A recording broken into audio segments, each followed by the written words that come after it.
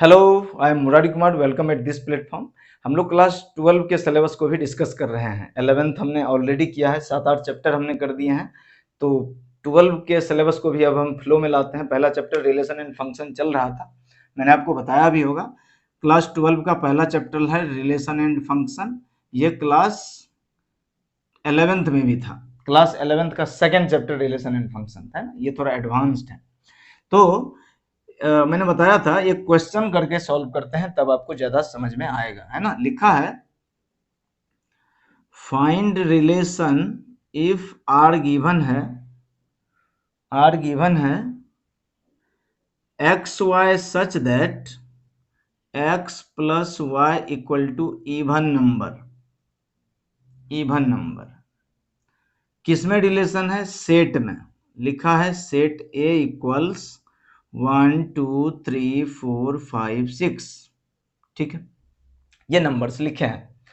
मतलब एक set given है ए, हमको रिलेशन बताना है। दो चीजें पढ़नी है, रिलेशन फंक्शन। आपको पता है कि रिलेशन को कैसे लिखते हैं, relation such that A to B, set A से बी में। फंक्शन पढ़ेंगे तो function is such that from set A to B. यहाँ एक ही सेट गिवन है, इसका मतलब हो जाएगा रिलेशन ए टू ए, ए से ए में ही, क्योंकि एक ही सेट है, function from set A to A. ठीक है, ठीक है बात। तो जब भी इस तरह का क्वेश्चन है, मैंने बताया था 11th क्लास में भी कि ये arrow diagram, draw the arrow diagram draw करिए। 1 2 3 4 5 6 नंबर प्लॉट कर दीजिए।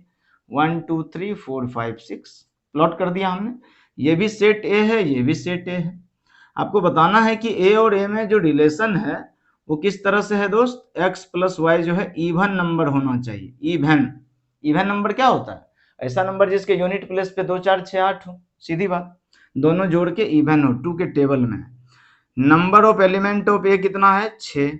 नंबर ऑफ एलिमेंट ऑफ ए कितना है? 6। ठीक है, सबसे पहले अगर कार्टेशियन प्रोडक्ट कहता निकालना है ए क्रॉस ए, तो ए 1 1 1 2 1 3 1 4 1 5 1 6, यानी कि 1 के लिए 6 ऑर्डर्ड पेयर हो गए, 2 के लिए भी 6 ऑर्डर पेयर, यानी कि number of element Cartesian product में कितने हो गए? 6 गुना 6, n A into n A, 36 हो गए।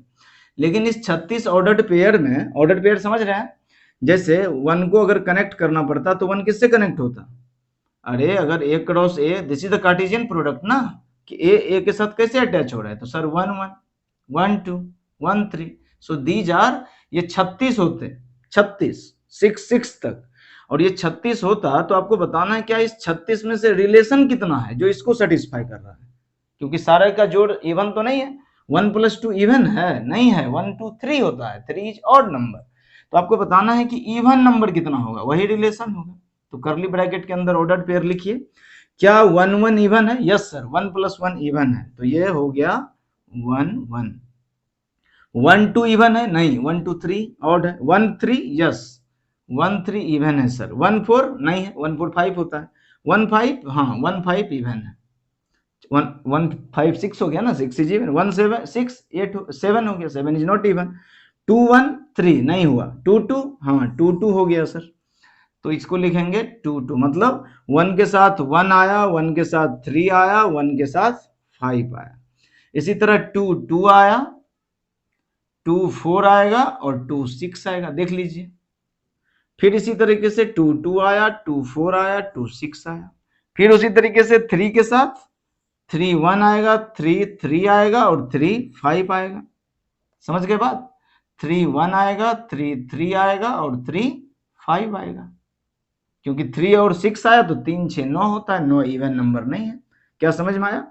ऐसे ही 4 1 5, तो 4 1 तो नहीं आएगा। 4 2 6, तो आ जाएगा 4 2 4 4 और 4 6। ऐसे ही 5 के लिए अगर बात करें तो 5 1 आएगा, 5 3 आएगा और 5 5 आएगा। ऐसे ही 6 के लिए बात करिए तो 6 2 आएगा, 6 4 आएगा और 6 6 आएगा। तो नंबर ऑफ रिलेशन कितने हो गए? कितने हो गए भाई? 3 3 6 3 9 3 12 3 15 3 18। तो नंबर ऑफ रिलेशंस कितने हो गए? 18 ऑर्डर्ड पेयर हो गए इसमें। तो इस तरह का क्वेश्चन एक तो आता है।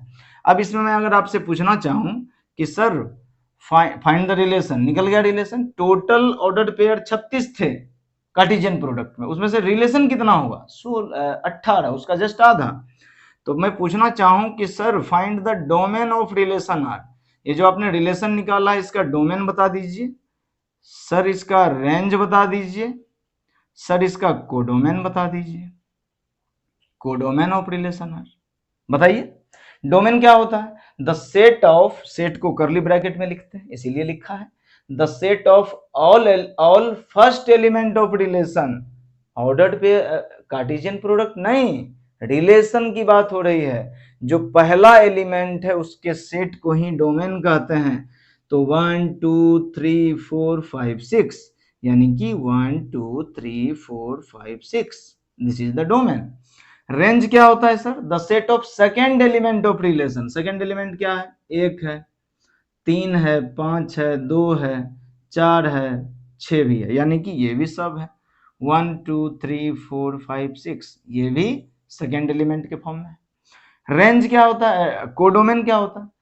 कोडोमेन क्या होता है? Range is the subset of codomain ना, तो codomain is the set of all element of second set, second set का जो भी एलिमेंट है, ये अलग बात है कि 1 से 6 तक ही है, ये कुछ 7 8 भी होता तो कोई बात नहीं, ये सब होता।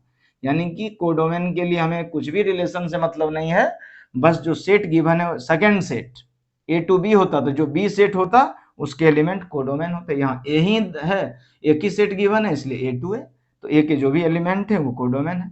मजे की बात ये देखिए, 1 से 6 तक एलिमेंट कौन से सेट का है? सेट है, तो आपको आंसर में ए भी गिवन हो सकता था, तो आप परेशान मत होइए। Yes, this is the answer. 1 से 6 तक इसको सेट ए बोल सकते हैं ना, so this is the answer. Domain A, range A, codomain.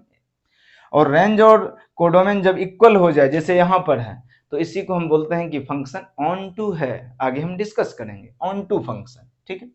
तो ये तो क्लास 11th का था कि रेंज, डोमेन, कोडोमेन ये सब निकालने आना चाहिए, लेकिन मजे की बात ये है कि जब तक ये नहीं आएगा तब तक आगे की चीज भी नहीं आएगी।